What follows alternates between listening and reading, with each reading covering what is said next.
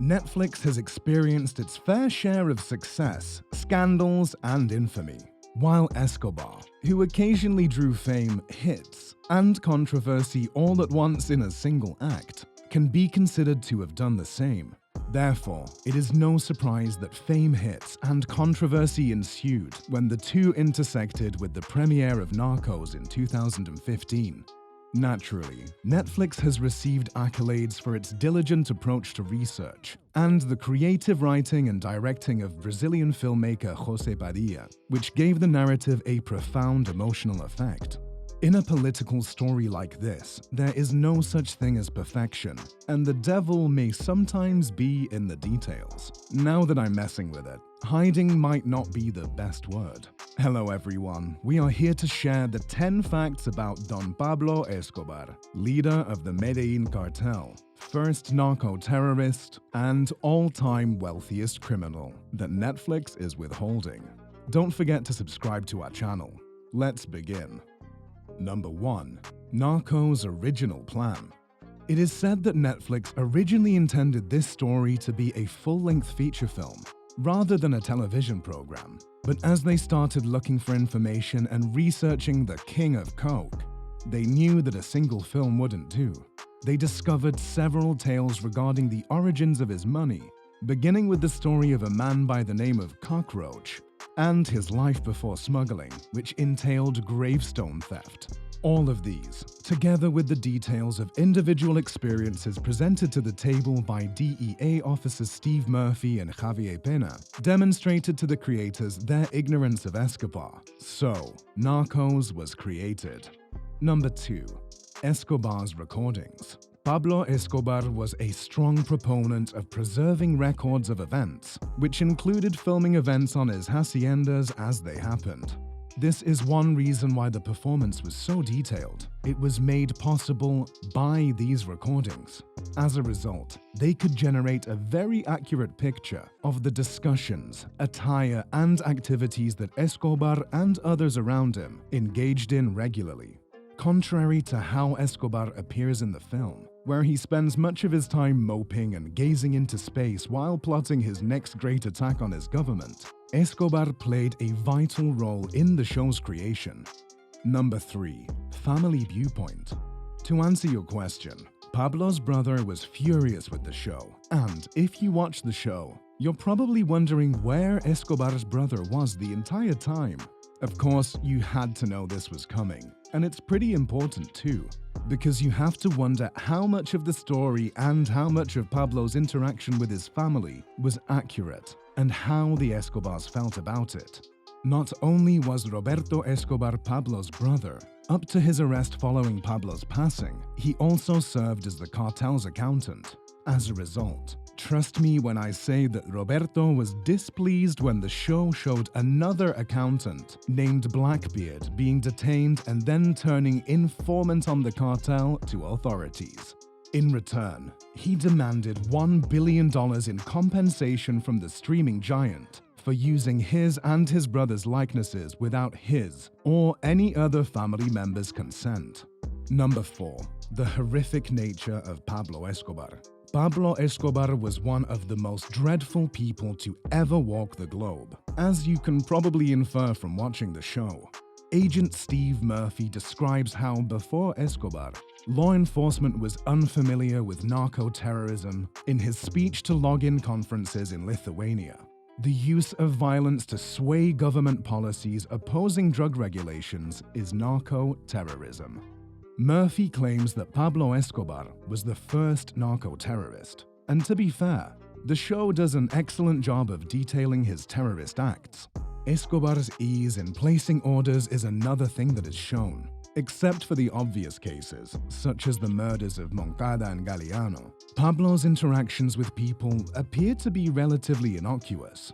In his private life, he is portrayed as a troubled guy with a loving relationship with his wife and children. According to first-hand testimonies from informants, Don Pablo was a drug lord through and through. Pablo would drill into his adversary's kneecaps if he felt like it. Number 5. M19's true nature. The Narcos feature that the majority of experts will disagree with. One of the most prominent guerrilla organizations in Colombia was M19. Left-wing nationalism, Bolivarianism, revolutionary socialism, and co-theory, influenced by Marxist revolutionary Che Guevara, were among their philosophies. In the show, M19 is portrayed as a group of naive idealists who had no knowledge of guerrilla warfare and were headed by a former college professor who was similarly ignorant of the subject. That's a dramatic fabrication of the truth, my friends. Leonardo Aparicio Garcia, one of the most dreaded figures in Colombia, revealed on an episode of M19 how his aunt narrowly escaped the attack on the Palace of Justice. He summarizes the incident by noting that other people in California, including my family, had nearly perished at their hands. Number 6. Pablo's connection to his family. It makes sense that their interactions with Pablo were inventive, given that the man's family was not contacted, despite playing a significant role in the film. That is a risky approach to present a tale, mainly if you already have predetermined assumptions. The bond between Pablo Escobar and Juan Pablo, now Sebastián Marroquín, has likely been misrepresented more than any other. In interviews, Sebastián, now free from the drug trade, frequently discusses his experiences growing up as the son of the largest drug dealer. He emphasizes how much his father loved him, while simultaneously pointing out the negative impacts of his violent behavior. He once remarked, "You know, I learned so much about violence that I became a man of peace." Sebastián claims that his father educated him about all substances and that Pablo's favorite was marijuana. He should speak with him beforehand if he ever wanted to attempt any drug. Number 7. La Cathedrals Secrets. Escobar's 5-star prison is depicted in the episode as opulent and furnished with many of the drug lord's possessions. Still, it doesn't reveal everything. Recall the tapes we discussed earlier. However, the cathedral also had more Escobar-related material.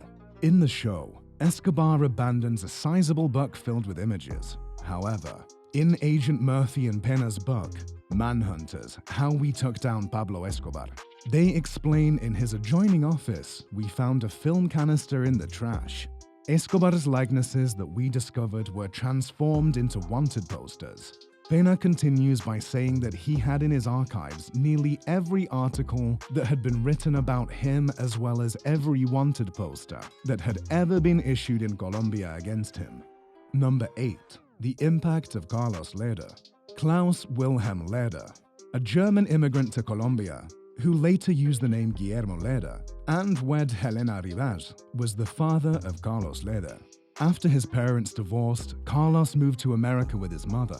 He finally ended up in prison, where he first met George Jung, another prisoner. Lehder started the business before he met Pablo Escobar, and even had a crucial role in Escobar getting as wealthy as he did. They would plot how they would modernize the cocaine trade and start carrying drugs to the United States using small aircraft. Number 9. Escobars Suicide. If you are familiar with Pablo Escobar's narrative, equating the word suicide with his demise may seem unusual. However, close family members, including his siblings and, most crucially, his son Juan Pablo, have claimed that Pablo Escobar killed himself. Juan Pablo, the last person Al Patron spoke with before his death, makes a strong case for why he thinks his father committed suicide. The statement that Pablo had made that he would sooner commit suicide than being killed by the persons hunting him down was corroborated by Pablo's brothers. With these details in mind, let's relive Pablo's final moments. A particular Colonel Martinez and his son Lieutenant Martinez are attempting to locate a phone connection while utilizing the directional detecting equipment. Number 10. Wagner Moura's ProDrug stance. Wagner did a fantastic job portraying Pablo Escobar in Narcos. The Brazilian actor received praise for the part and has been so closely associated with Escobar that a Google search for the drug lord's name returns images of him. But they are even more alike than that. Moura advocates legalizing drugs like cocaine, and after experiencing life as Escobar, he takes that belief very seriously. This is because Pablo Emilio Escobar Gaviria would have primarily been regarded as a cunning businessman in a world where cocaine had been legalized. Most of his ordered killings started with intimidating officials who intended to have him arrested or deported. What do you believe, nevertheless, about the legalization of cocaine? This is all for this video. Don't forget to like and share this video. We'll be back soon with another informative video. See you soon.